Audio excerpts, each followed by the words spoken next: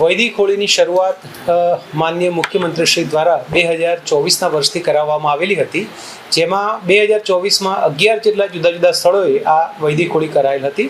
2025માં આવા 42 સ્થળોએ અને ચાલુ વર્ષે આવા 101 સ્થળોએ વૈદિક હોળી કરવા માટેની વ્યવસ્થા મ્યુનિસિપલ કોર્પોરેશને કરેલી છે. હાલમાં શહેરમાંથી જે રખડતા પશુઓ પકડી અને બાકરોલ અને દાણી લીમડા કરુણા મંદિર ખાતે રાખી એની તબીબી સારવાર, દેખરેખ અને તમામ સુવિધા મ્યુનિસિપલ કોર્પોરેશને ગોઠવેલ છે.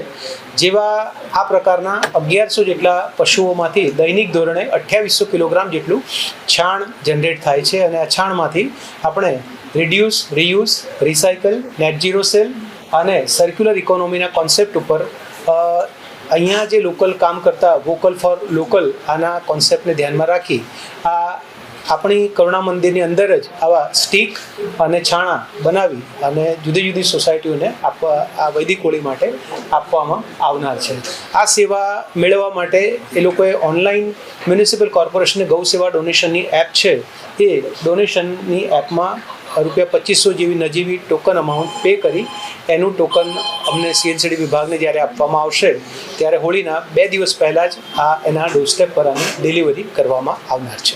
સામાન્ય રીતે જોવા જઈએ તો 600થી 800 કિલો જેવા લાકડા એક હોળીમાં મોટાભાગે વપરાતા હોય છે અને એમાંથી 10થી 15% જથ્થો આપણે એ છાણા કે સ્ટીકનો આમાં આપીએ છીએ.